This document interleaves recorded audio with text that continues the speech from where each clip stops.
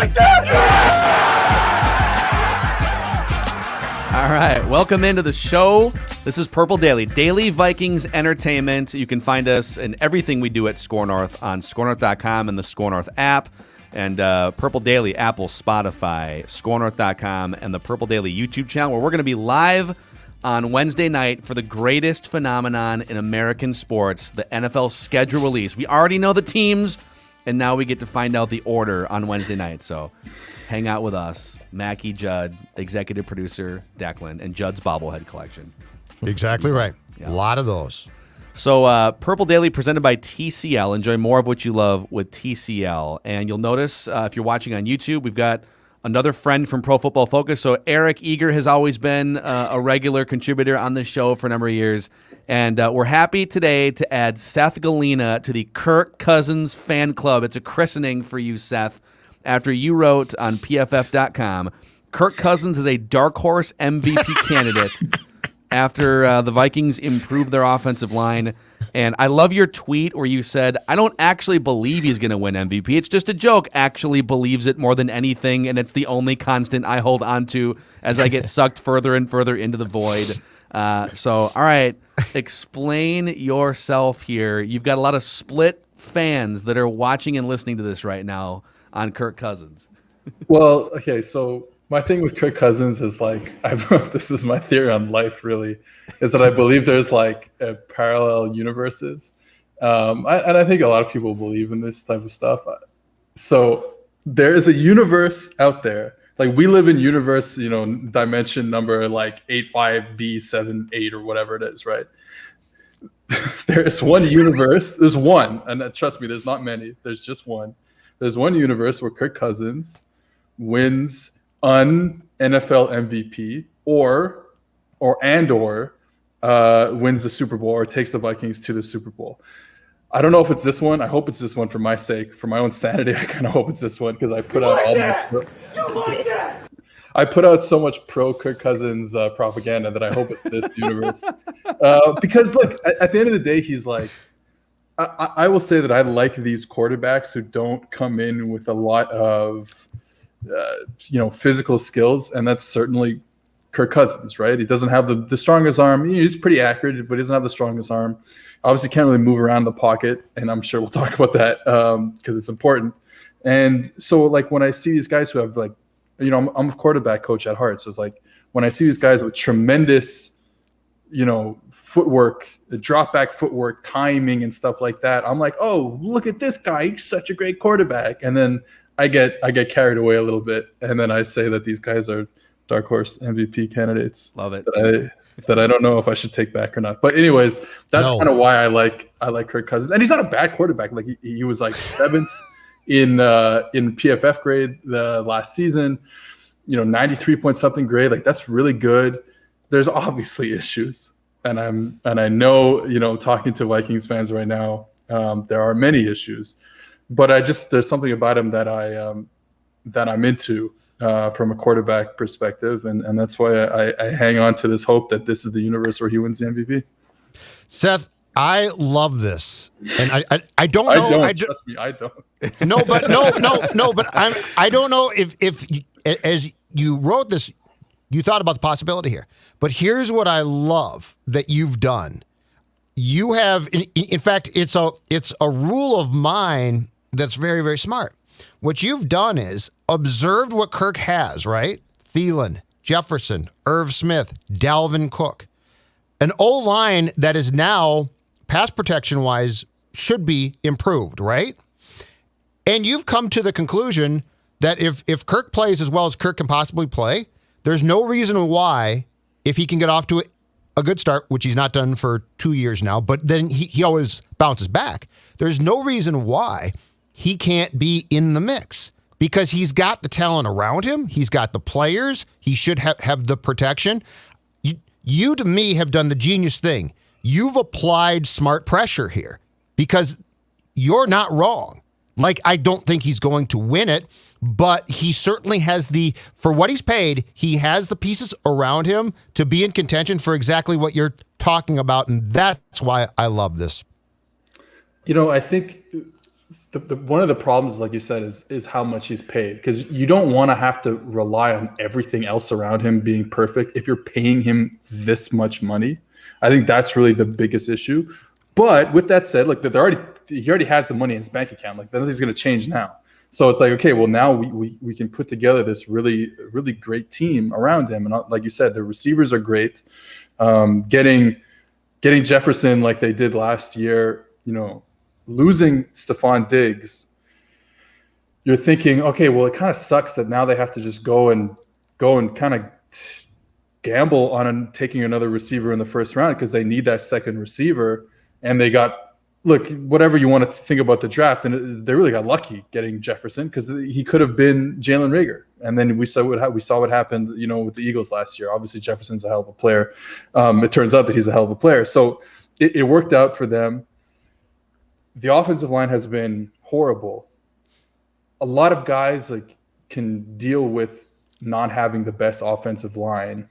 Kirk Cousins is not one of those guys, and that's kind of what I'm talking about when I say maybe you shouldn't pay this type of player that much money, but he has the money. So now they've traded back.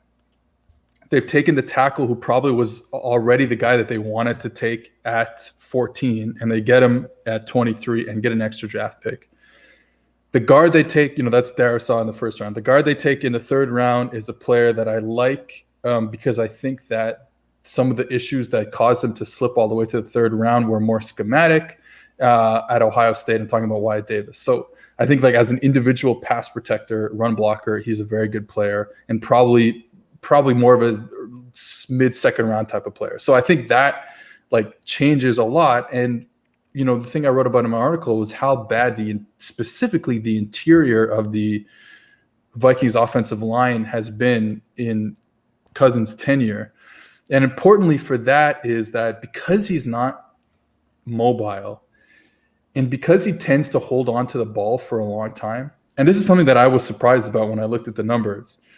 You think, and this is playing into some stereotypes, and I'm fall victim to it all the time. It's you think that, well, he's this non-mobile quarterback who's has kind of an okay arm but is accurate, so he gets the ball out quickly, right? Because everyone like that is Drew Brees, right? They just get the ball out quickly and they do that stuff. And Kirk is not like that. And it reminded me of something that an article or a podcast or something that Jay Gruden was on, talking about his time with Kirk Cousins, and he was saying how Kirk won't let me put plays in the game plan for Sunday unless we've run them perfectly, absolutely perfectly during the week. And that's not possible. Yeah. And then when he gets out on the field, it's if the guy is not perfectly wide open in the way that he likes it, he's not going to force anything in. So I think it's okay, now it makes sense to me. That's why he's holding on to the ball so long. Well, you can't do that when you don't have mobility and the pocket is being collapsed inward on you. You're stepping up because how a drop back works. You take your 3-step drop, your 5-step drop, and you start moving back up to the line of scrimmage. Well, all of a sudden the pocket is being pushed back into you. That's not a good combination. And he still performs pretty well. Like I said, 93 PFF grade and stuff like that. So now you're thinking, even if he doesn't change that much, just the fact that interior offensive line or the offensive line as a whole is not getting pushed back, he's not getting pressured as much.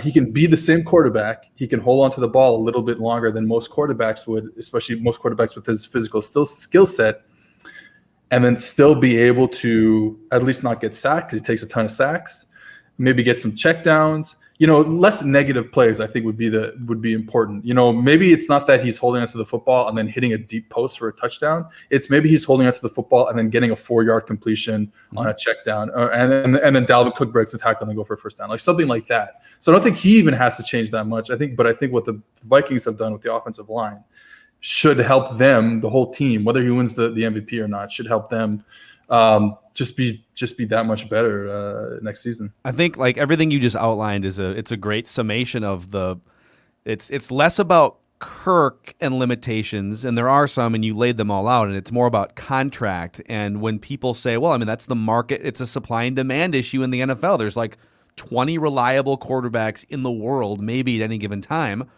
and 15 of them are going to be available in free agency or up for a contract, and so therefore they get 15 to 25% of a team's salary cap now. But I think there's a difference between market value and what a quarterback should get paid and how much a quarterback needs to be paid for you to have a chance to build the right roster around and win a Super Bowl. And Seth, like when we watch championship weekend and then the Super Bowl, very rarely does a team that wins the Super Bowl march through with perfectly clean conditions up and down, and the game script goes the way that you want in all the games, and the pocket is clean for 80% of the game, right? It's like it's improvisational plays. Like, think back to all the big highlighted plays that win Super Bowls. Like, it's random crap that a quarterback has to be improvisational. I think Kirk knows that, and he has talked about wanting to use his legs more to extend plays, even though he's not Lamar Jackson. So I think the biggest question for his evolution, if he's going to be an MVP or if he's going to get to the level of taking a team to the Super Bowl, is can he be better off script? Is that something you can learn and get better at when you're 32 years old or whatever he is right now? Yeah, that would be the issue. And I think, I completely agree with what you're talking about going into the playoffs and things are not going to be clean. I think back to, I'm a Saints fan, so I think back to, and this is related to you guys, the playoff game 2 years ago, the Saints at the Vikings. So, Brees is having this really good season. Obviously, he missed a few games, the Bridgewater games. And then he comes back, they play the Vikings in the playoffs. And in a one-game scenario, lose and go home, the pocket wasn't great for him. The Vikings had a great pass rush that game. They're rushing 4 and still getting to the quarterback. And all of a sudden, they couldn't move the ball. So I think that – so, again, I agree with what you're saying in terms of, you got to have a quarterback who can just do stuff when he's wrong. That's what I've been saying a lot about the rookie class coming in. When we look at what type of quarterback you want as a rookie, is, you're not always good. The defenses are so good right now at creating pressure, coming with exotic blitzes and dropping defensive linemen so that they might get a free guy, but they're actually not blitzing 8 guys. They're blitzing 4, but getting a free guy. So that's tough on a quarterback because you don't have a hot route to go to. So when I talk about these rookie quarterbacks, it's like, hey, you need some sort of escapability because especially as a rookie, you are not going to be right about getting into the right protection, about knowing where your hot receivers are and stuff like that. So I think that that's so important in today's NFL. Can Kirk learn that at, like you said, at an advanced age? That's remains to be seen. And I think you're going to have some sort of situation where, I think you could maybe use the Nick Foles Eagles year as an example. Just like a flash in the pan, like having the Eagles were good, obviously with Wentz during the season. And then you kind of have this flash in the pan, 3-4 games in the playoffs. And maybe that's what needs to happen with Kirk Cousins. Now, the problem is, I could be wrong about this, but I think with Foles, using that Foles example, he had like unsustainable play under pressure, which honestly, and then, him being a big body, he can probably get balls out that Kirk couldn't, but maybe that's actually part of it. And maybe you just get to the postseason, and then he has an unsustainable run of play under pressure where it's just a 3-game run. That's all you really need, right? Just a 3-game run, this is March Madness. You get hot from 3 or something like that, and maybe that's the way it happens. It's funny, as I talk, I get less and less convinced that oh no, the CEO of the Kirk Cousins fan club is stepping down. He's like, I'm just not gonna. Right no, I'm not gonna go with this anymore. Delete. This take is washed. Sorry. But it's like I keep going back to this because I do feel like, as I said, as a Saints fan, I'm 33 years old. So like in 2006, when Drew Brees became the quarterback, I was like 18 or whatever. And that's when you know what I mean? So you watch football as a kid and you kind of understand it. But then when you really start to understand it, when you get to probably your 20s and you can sort of contextualize football, and especially being a football coach. So like I grew up with Drew Brees and like that specific style of play. So of course, when I see someone like Kirk Cousins who has similarities to that, I'm like, oh my God, this is it. This is the guy. Here he is, the next great quarterback. Because and honestly, he has some of the cleanest footwork in the game. Like he's super sweet with his feet.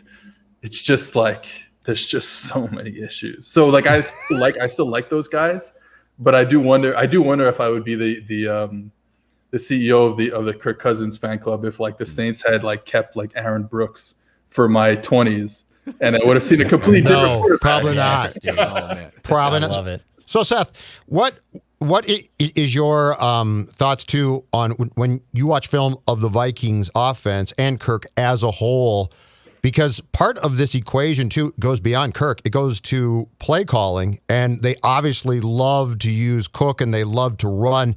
In your analysis, how much do the Vikings have to at least start to shift a little bit more to a team that passes?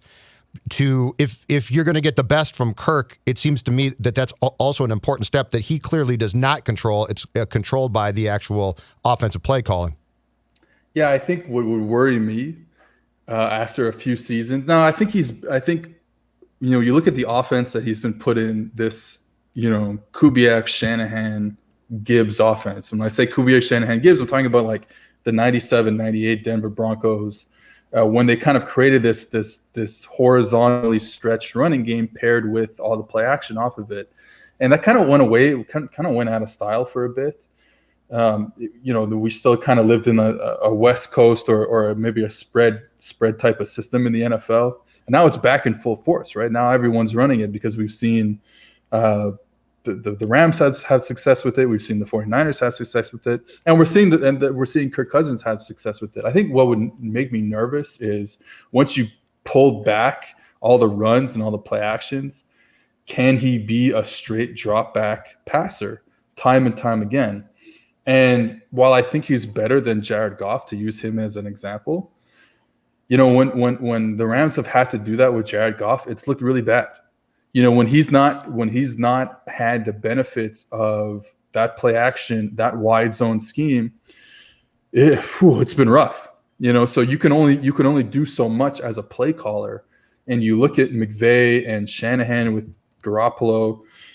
And I think Kubiak, and now we're going to have a new Kubiak, but I think and Stefanski before that, I think they're all pretty good play callers, but you can only do so much to get the quarterback, especially in the straight drop back game, to his first read that's going to be open all the time. Like you got to have a guy who's going to be able to progress through his progressions and make plays for you in the same way that we've been talking about. Like it's not going to be perfect. The pocket's not going to be perfect. It'll be better this year, but it's not going to be perfect.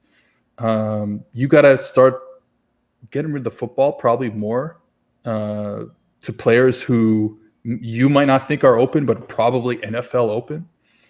So I think that, like I said, I think that would scare me the most if you peeled it back and said less runs, more drop back passes. Are we going to get the same? Are we going to get the same production out of Kirk? Like, is he that good? Part of my Kirk for MVP. Campaigning is on exactly that, which is, we got to keep this run game going. We got to keep all the play action boots going because it's what helps him be this productive quarterback. So I don't know. I think that would be scary if they peel it back. But if they peel it back and he's having a great season, like it could happen where he peels it back and we are living in the universe where he wins the MVP and he has a great season like that, dropping back and he's delivering bombs and throwing the ball accurately and stuff like that. So I guess if we see it, it'll be pretty early in the season that we see a game where they're behind and they got to throw the ball a lot, and we'll know which universe we live in probably by week 3 or 4. Hey, Seth, last thing for you here, because just for the audience, you can find Seth as host of the PFF College Football Podcast. You do a ton of great work analyzing the college game. So just your quick thoughts on Kellen Mond. I think the way we look at it here is Kirk's contract is the problem. He's the third highest cap hit now. 2022, he's the second highest cap hit at $45 million. It's you can't play on that contract if you want to build a Super Bowl roster. So we look at Kellen Mond and say, okay, if he pans out at $1 million to the cap next year, you could build a pretty nice roster around him with the remaining cap space, but he'd have to develop pretty quickly behind the scenes. So what do you see with him, and how likely is it that he could be a viable starting quarterback in a year or two? I think with Kellen Mond is like the consistency is the issue. Now, consistency is the issue with everyone who doesn't make it in or isn't an elite player in whatever sports league we're talking about. I mean, that's really the crux of the whole operation here is like, can you if you play in the NFL or play in the NHL, you play in the NBA, whatever it is, like you can. I always think about it in hockey terms. I'm getting off topic here, but I always think about hockey terms. Like everyone can skate down the ice and shoot the puck in the top corner if you play in the NHL. But can you do it 50 times a game, 50 times a season like Alexander Ovechkin can? No one can, right? So I think that's what the problem with Kellen Mond is. Like we saw this high-end play. We also saw this really low-end play. He's a little robotic. I think he needs to be a little looser in how he goes through progressions, how he takes some shortcuts to get to the right receiver. And he's, the accuracy is just hit and miss sometimes. Strong arm, and he can get you see some plays where, he's under pressure and you get the ball out, you deliver strikes. So I think that's really nice from him. Like I said, just the inconsistency, a little robotic. And I think what you hope for is him playing without a lot of surrounding talent. The offensive line was okay, but the receiver is not that great, and they did lose their best receiver like in week 2 or something last year. The tight end's pretty good. You might play in the NFL, but besides that, that's it. Jimbo Fisher's scheme doesn't do a lot of favors for him. It's a lot of tougher throws. Got to get through progressions and then find a backside receiver on like a dig route, and so not super easy. So I think that if you're thinking positively, you're thinking, hey, he played in a tough situation. What would he have looked like if he played at Alabama instead of Mac Jones and he had all this clean pockets and these receivers running free all over the place? Like, would he look like Mac Jones? And I think, like I said, the high end, that's what you're hoping for, is that he is actually a really good quarterback who just played in a bad situation. Yeah. Great stuff, man. PFF Seth making his debut on Purple Daily here with Mackie. Kirk Cousins, baby. MVP. Print the shirts. Yeah, print the shirts. All right, thanks, Seth. Nice talking to you guys. We'll talk Thanks, again Seth. sometime, man. And we'll get to, real quick here in a second, we'll get to the Vikings are back. It's now like the third or fourth wave of free agency, and there's a couple connections that we'll get to. But Seth's appearance with us was presented by our friends at Federated Mutual Insurance Company, and Kellen Mond is insurance for Kirk Cousins and Kirk Cousins' contract. Really, if Federated protected football teams, they would come in and say, listen, we specialize in risk management. We specialize in tools that can help protect your business and give you peace of mind. And that's what a good backup quarterback with upside is for the Vikings. So find out more about the tools that Federated can help your business with at federatedinsurance.com. And remember, at Federated, it's our business to protect yours. That was some great insight. I think he summed up Kirk Cousins very well in that he's got impeccable footwork. He's very accurate. There are some Drew Brees type qualities there, right? Where he's pocket passer, dart thrower guy. And then the flaws come in when things aren't perfect, or it's time to thread a needle into a tight window, or it's time to decide which plays go in the game plan for the week, right?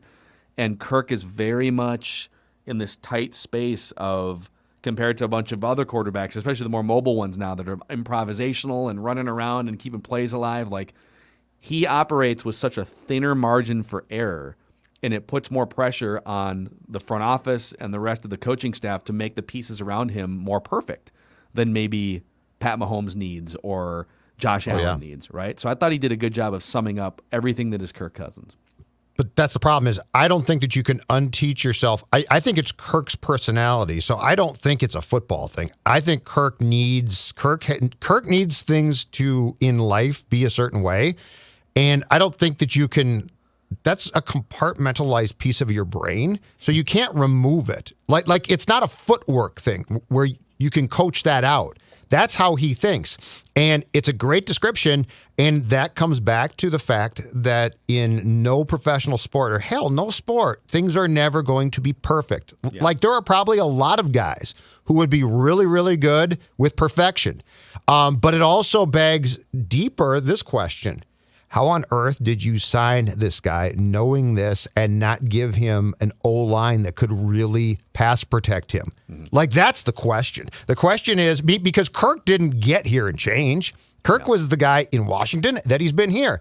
I don't understand how you watch Kirk on film and talk to Kirk, and I'm sure talked to people around Kirk in Washington who probably said, yeah, the guy needs perfection, and then said, we'll make do.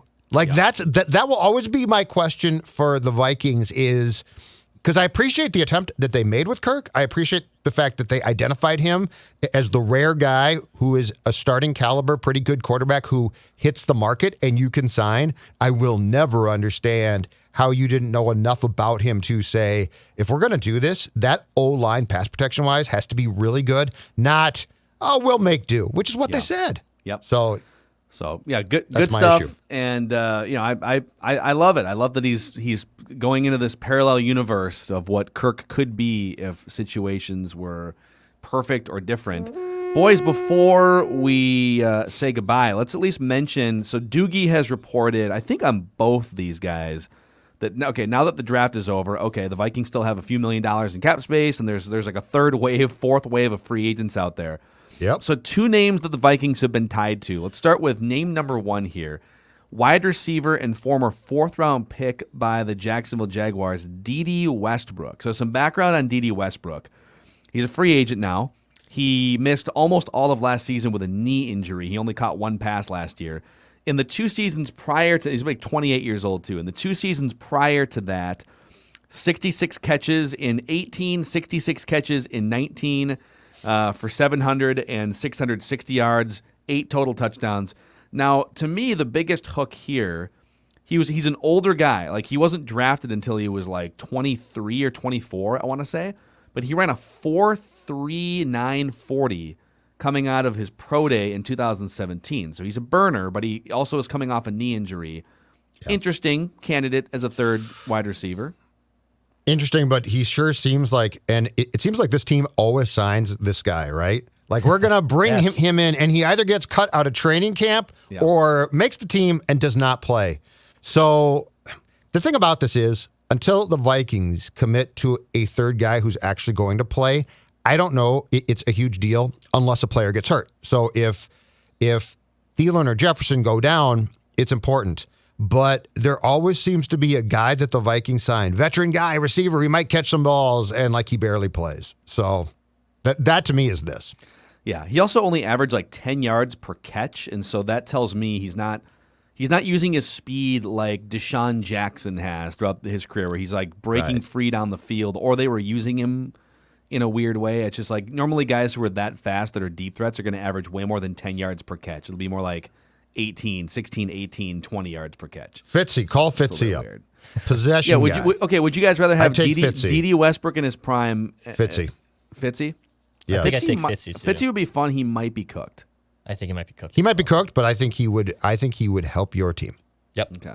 I think he's a really good guy, and I think he would help your team on and off the field, more importantly. Another name connected to the Vikings, edge rusher Ryan Kerrigan, formerly of the Washington football team. So Ryan Kerrigan was the 16th overall pick in 2011. He's now 32, going to be 33 years old by the time training camp kicks in. Interesting candidate here in that he played the majority of his Washington football career as a stand-up outside linebacker in a 3-4 system. Yeah. And then Ron Rivera came in last year. They switched that defense to a 4-3, and so he became an edge rusher in that system. He was more of a part-time player. He played about half the defensive snaps. Pressure rate was down. But in previous seasons, he's been a really good above-average pass rusher. And where he's been dinged according to Pro Football Focus and why he's not a regular player is his tackling has not been great, and his ability to play against the run has not been great. So Ryan Kerrigan, could you bring him in as sort of a 50% of the snaps guy opposite Danielle Hunter as an edge rusher? Maybe. I don't know that he's an 800 snap guy at age 33 at this point in his career. Didn't we all learn our lesson last year, Yannick Ngakoue, the scouting report? And by the way, he is or was in his prime. The scouting report was what? He can get sacks, rush the quarterback, not great against the pass, okay? Or the run, I should say. And you know what happened? He was all of those things and got traded. Unless I were to get Carrigan at just a cut rate price, I have no interest in going down the path of, because here's the thing. Think about how bad they were against the run last year. Think about all of the things that they have done to improve that, which I applaud. That's great. That's fantastic. So to bring in a guy again, I would much rather find an end that can get some sacks. That's great, but more importantly, be effective against both the run and the pass. So this would need to be, to me, a complete bargain for the Vikings to make this deal. I'd rather give you've got these 2 rookies that you drafted as edge rushers, DJ Wanham. I'm with you. Someone who's got fresher legs, who's not 33 years old. Develop somebody, right? Yeah. The other thing about Carrigan too is, so he did play in every game last year, including the wild card playoff game against Tampa. So he played in 17 games last year for Washington. He only had 16 total pressures. Yeah, so basically 1 pressure a game. He did have 6 sacks, so he got home 6 times. I don't know. It kind of feels to me like if this was 3 or 4 years ago and you were going to flip him to be stand-up outside linebacker in a 3-4 to a edge rusher in a 4-3, let's do it. Yeah. It feels like it's a couple years too late. I don't know that there's got to be better places to allocate that money, even without much available. I'd rather go get a bona fide third wide receiver than Ryan Kerrigan. So. And here's my thing too, and I'll go wonky here with football geekdom. Okay. If Danielle Hunter is back healthy and playing, let's just say it all works out, okay? At the current rate, and all of his snaps are at left defensive end, I got a problem with that. Like, this guy is a weapon, and if he's back, he is one of the elite players defensively in the league. He's one of the best players when healthy in the league, probably, right? You have an opportunity here. And I mean, we saw it in the playoff game against the Saints. This impressed me more than Cousins. In that game, there's one takeaway that I hold dear to this day, true to my heart.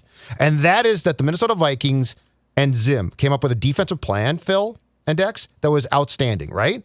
And what did they do? Griffin and Hunter moved inside at times. They switched them up.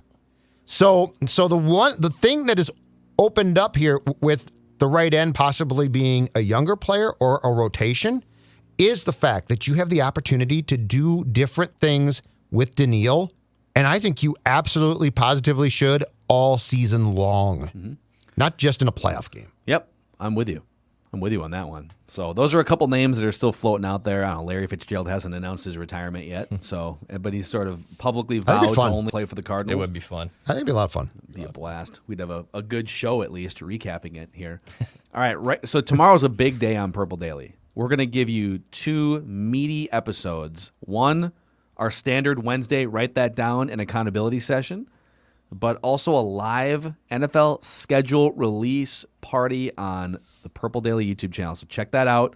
And if you're listening to us on Apple, please give us a 5-star rating and a positive review. Over 600 ratings on Apple. So thank you to everyone who, wherever you listen, but that's the best place to give a review is Apple. And thanks to everyone who has downloaded the Score North app. It's the central hub for everything we do. Purple Daily, Mackie and Judd, Royce Unchained, The Scoop with Doogie, 10,000 Swings, Loon Talk, and all of Judd's written work as well. So good stuff today, boys. I think we learned a lot from PFF Seth, and we're back at it tomorrow with mostly incorrect predictions. See you.